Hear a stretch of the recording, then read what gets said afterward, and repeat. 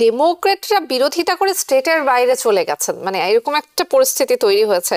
আহ, আসলে ভবিষ্যৎটা কি দেখছেন, কি হতে পারে বলে শঙ্কা করছেন, অথবা কোনো সম্ভাবনা দেখছেন কিনা? মিড টার্ম ইলেকশন এটা অত্যন্ত ক্রিটিক্যাল এই জন্য যে প্রেসিডেন্ট ট্রাম্পের কাছে এখন বোধ কংগ্রেস এবং সিনেট আছে। যে আমি এর আগে দেখিনি কোনো প্রেসিডেন্ট ডাইরেক্টলি বলছে এখানে আমার 5টা সিটের দরকার, যেভাবে যে রিমাইন্ডারিং করা দরকার ওইভাবে তোমরা কর। যদি কংগ্রেস মানে মিড টার্ম কংগ্রেস সিট হারায়, মানে এটা মোট সম্ভাবনা আছে 2টা হাউসের মধ্যে সিনেট অথবা কংগ্রেস একটা ওরা হারাবে। কিন্তু ডোনাল্ড ট্রাম্প যে সুপ্রিম কোর্ট আছে সে কিন্তু rest of the term say executive অর্ডারে চালিয়ে যাবে সাম্যতার ভিত্তিতে, ইউএস কনস্টিটিউশনকে সম্মান করে এবং ভোটিং রাইটকে সম্মান করে। এই জিনিসগুলো আমেরিকান ডেমোক্রেসিকে আরো শক্ত করবে। 2026 সালে মিডটার্ম নির্বাচনের আগে ভোট এলাকা পুনর্বিন্যাস নিয়ে আমরা দেখতে পাচ্ছি রাজনৈতিক দ্বন্দ্ব বেশ তীব্র হয়েছে। ডেমোক্রেটরা বিরোধিতা করে স্টেটের বাইরে চলে গেছেন, মানে এরকম একটা পরিস্থিতি তৈরি হয়েছে। আসলে ভবিষ্যৎটা কি দেখছেন, কি হতে পারে বলে শঙ্কা করছেন, অথবা কোনো সম্ভাবনা দেখছেন কিনা? আপনাকে অসংখ্য ধন্যবাদ। আমেরিকার রাজনীতিতে, আমেরিকান ডেমোক্রেসিতে আমি বলবো এটা একটা ফ্ল।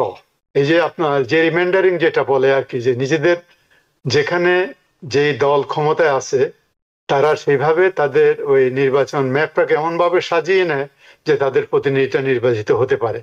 এটা হয়ে আসছে অনেক দিন থেকে।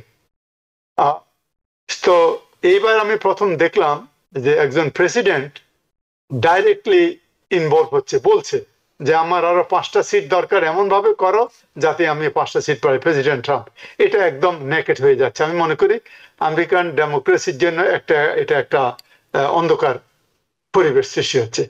আমার মনে হয় যে যেমন আপনার যদি নিউ ইয়র্কের কথা বলি, যেমন নিউ ইয়র্কে এটা করা সম্ভব না ইজিলি, কারণ নিউ ইয়র্কে বাই পার্টিজান একটা কমিশন হইতে হয়, সেই কমিশন ওরা ঠিক করে। আমার মনে হয় গণতন্ত্রকে স্থায়ীভাবে প্রতিষ্ঠা করার জন্য, আমেরিকান গণতন্ত্র স্থায়ী, বাট এটাকে মাস মোর স্টেবল করার জন্য আমাদের মনে হয় এই ধরনের প্রত্যেক স্টেটেই তাদের লেজিসলেশন এমন একটা সিস্টেম করা দরকার যাতে করে বাই পার্টিজান একটা সিস্টেমের মাধ্যমে এটা করা যায়।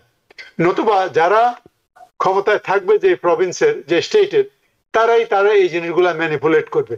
এটা নর্মালি এভরি 10 বছরে করার কথা, কিন্তু এবার ওই 10 বছরের আগে করা শুরু করেছে। কারণ নেক্সট ইয়ারের যেই মিড টার্ম ইলেকশন এটা অত্যন্ত ক্রিটিক্যাল এই জন্য যে প্রেসিডেন্ট ট্রাম্পের কাছে এখন বোধ কংগ্রেস এবং সিনেট আছে, এবং এটা তারপরে নানান ধরনের ট্যারিফ এইসব নিয়ে এখন একটু নেগেটিভ অবস্থায় আছে প্রেসিডেন্ট ট্রাম্প। সুতরাং উনি চাচ্ছে যে কোনো ভাবে কংগ্রেসটা যেন না হারায়। কংগ্রেসটা এখন বর্তমানে ভেরি থিন মার্জিন জিতছে। তো এই জিনিসটা আমি মনে করি যে দুটো জিনিস, এই যে এখন যে রিমাইন্ডারিং দিয়ে এগুলা করা একদম open manipulation for political benefit.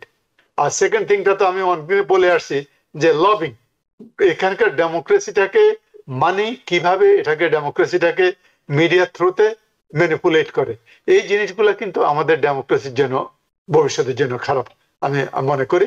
তবে এটা আমি মনে দুঃখজনক। এটার জন্য একটা ন্যাশন ওয়াইড আমার মনে হয় ফেডারেল পলিসি হওয়া উচিত, যে সব স্টেটের জন্য এটা কার্যকর হবে আর কি। প্রফেসর ডক্টর মহসেন পাটোয়ারি একটু যুক্ত করবেন কিনা যে ট্রাম্প আসলে এত মরিয়া হয়ে উঠছেন কেন? তার তো আসলে আরো একবার ক্ষমতায় আসার মতো কোনো বিষয় নেই। ভাই মরিয়া উঠবে না, ক্ষমতার যে পাওয়ারের যে লোভ, উনি যদি কংগ্রেস যদি হারান তাহলে উনি তো মোটামুটি আপনার প্রেসিডেন্ট বলে কি যে কারণ উনি তো কিছুই লেজিসলেশন যেটা উনি করতে চান সেটা উনি করতে পারবেন না। তার মধ্যে আরো অনেক কিছু আছে, এর মধ্যে এগুলো হারালে ওই যে ইমপিচমেন্টের ব্যাপার স্যাপার আছে, ওই ধরনের জিনিসপত্রগুলো চলে আসবে। এটার জন্যই বিশেষ করে is a big stake for him. আর বিশেষ করে উনি যে কথাবার্তা বলেন, ওনার কথাবার্তা তো কোনো গার্ড থাকে না অনেক সময়, এতে করে লোকজনরা অফেন্ড করে। আর পার্টিকুলারলি আপনার যে মিডল ইস্টের ব্যাপারটা নিয়ে রিপাবলিকান এবং ডেমোক্রেটদের কাছে গাজার ছবিগুলো দেখে যে অবস্থার লোকজনগুলো হয়েছে, এবং উনি ইনঅ্যাক্টিভ, কিছু দুই একটা কথা বলে তারপরে ইনঅ্যাক্টিভ হয়ে যায়, দুই একটা কলে ইনঅ্যাক্টিভ হয়ে যায়, কারণ বিগ মানির কন্ট্রোল। এইসব কিছু নিয়েই ওনার পরিস্থিতিটা একটু দুর্বল এখন। সেই দুর্বলতাকে উনি রক্ষা করার জন্য উনি মরিয়া হয়ে উঠছে, যাতে করে অ্যাটলিস্ট কংগ্রেসটা উনি রাখতে পারে। এটাই হলো আমি মনে করি যে তার মেন। আদারওয়াইজ উনি প্রেসিডেন্টে থাকলো কিন্তু কিছু করতে পারলো না আর কি। এক্সিকিউটিভ অর্ডার দিয়ে কি করবে? এক্সিকিউটিভ অর্ডার কেউ চ্যালেঞ্জ করবে? এখন তো যেহেতু কংগ্রেস রিপাবলিকান থাকাতে, সিনেট রিপাবলিকান থাকাতে চ্যালেঞ্জ করছে না, কিন্তু ডেমোক্রেটরা যদি কংগ্রেসে চলে আসে তারা চ্যালেঞ্জ করবে যে you are going beyond your reach. এইসব কারণেই উনি এবার সাংঘাতিক ভাবে এটার উপর পড়ে আসছে এবং ওপেন হয়ে যাচ্ছে আর কি। আমি বললাম না শুরুতেই যে আমি এর আগে দেখিনি কোনো প্রেসিডেন্ট ডাইরেক্টলি বলছে এখানে আমার 5টা সিটের দরকার, যেভাবে যে রিমাইন্ডারিং করা দরকার ওইভাবে তোমরা কর। জি, ডক্টর কবির হাসান, আপনার পর্যালোচনা শুনবো। হ্যাঁ, আমি জাস্ট কিছু অ্যাড করতে যাচ্ছি। ফার্স্ট অফ অল, যে রিমাইন্ডারিং প্রসেসটা, যে কথাটা কনক্লুশনটা আমি বলি, তারপর অন্য জিনিসগুলো বলুন। যেটা বললেন যে বাইপার্টিসান কমিশন একটা ফেডারেল রেগুলেশনের আন্ডারে যে রিমাইন্ডারিংটা করা উচিত। ইউনাইটেড স্টেটসে যে অ্যাপরশনমেন্ট অফ কংগ্রেস যেটাকে বলে আর কি, কনস্টিটিউশন, এটা নির্ভর করে একটা জনগোষ্ঠীর উপরে, নন সিটিজেনশিপের উপরে। ট্রাম্প যখন প্রথমবার ক্ষমতা এসেছিল সে কিন্তু বলেছিল যে সিটিজেনশিপ পোর্শনটা যেন ইয়াতে থাকে, যাতে সেটা একটা অনেক যুক্তি দিয়েছিল যে সিটিজেনশিপ কতজন আছে তাতে আমাদের সোশ্যাল বেনিফিট যা হচ্ছে, আমাদের বাজেটের process, everything will be easy. কিন্তু সুপ্রিম কোর্ট এটাকে করেছে, আনকনস্টিটিউশনাল করেছে। আরেকটা জিনিস আছে ভোটিং রাইটস অ্যাক্ট আমেরিকাতে। ভোটিং রাইটস যে কথাটা বল যে রেশিয়াল এবং এথনিক মাইনরিটি এমন ভাবে ডিস্ট্রিক্ট রিড্র করা যাবে না যাতে ওরা ডিসঅ্যাডভান্টেজে থাকে। তো দুটো টার্ম আসলে ইউজ করে যে রিমাইন্ডারিং, একটা বলে প্যাকিং আর একটা বলে ডাইভার্টিং। প্যাকিং মানে একটা এমন ভাবে ড্র করা কংগ্রেশনাল ডিস্ট্রিক্ট গুলো যাতে দলগুলো, অপোজিশন পার্টিগুলো একটা সার্টেন এরিয়াতে ওরা সীমাবদ্ধ থাকে।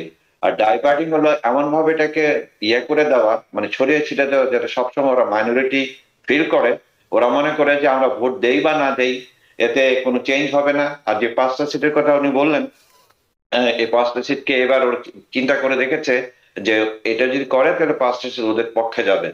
কিন্তু এটা বুঝতে হবে যে জেরিমন্ডারিং শুধু রিপাবলিকানই হেল্প করে না, এটা কিন্তু ডেমোক্রেটরা করে। ব্লু স্টেট গুলোতেও ডেমোক্রেটরা জেরিমন্ডারিং করেছে যখন সে ক্ষমতায় থাকে। যেমন এখন যে ডোনাল্ড ট্রাম্প এখন মানে রমরম অবস্থা আছে, 3টা ব্রাঞ্চ অফ দি গভর্নমেন্ট আর under, including the supreme court. আমি জাস্ট একটা জিনিস অ্যাড করতে চাচ্ছি, যদি কংগ্রেস মানে মিড টার্ম কংগ্রেস সিট হারায়, মানে এটা মোট সম্ভাবনা আছে 2টা হাউসের মধ্যে সিনেট অথবা কংগ্রেস একটা ওরা হারাবে। কিন্তু ডোনাল্ড ট্রাম্প যে সুপ্রিম কোর্ট আছে সে কিন্তু rest of the term say executive অর্ডারে চালিয়ে যাবে। আপনারা জানেন যে জেরিমন্ডারিং যে 2022 যেই প্রথমবার যখন সে ক্ষমতা এসেছিল সিটিজেন কোশ্চেন নিয়ে সুপ্রিম কোর্ট শাটডাউন করেছে, কিন্তু তারপরে কিন্তু সে আবার এক্সিকিউটিভ অর্ডার দিয়ে এই জিনিসগুলোকে সিটিজেনশিপ ডেটা কিন্তু সে কালেক্ট করেছে। অনেকে বলে যে এগুলো কালেক্ট করা হয় টার্গেট করার জন্য মাইনরিটিকে, আনডকুমেন্টেড ওয়ার্কারকে। এই জিনিসটা আমেরিকাতে সবাই ইউজ করেছে। কনক্লুশন হবে যে আমেরিকাতে যদি একটা বাইপার্টিসান কমিশন, যেটা নিউ ইয়র্ক স্টেটে আছে, এটা সব জায়গায় যদি হয় তাহলে একটা সাম্যতার ভিত্তিতে ইউএস কনস্টিটিউশনকে সম্মান করে এবং ভোটিং রাইটসকে সম্মান করে এই জিনিসগুলো আমেরিকান ডেমোক্রেসিকে আরো শক্ত করবে। নিউ ইয়র্ক থেকে সম্প্রচারিত TVN 24 টেলিভিশন বিশ্বজুড়ে বাঙালির কণ্ঠস্বর।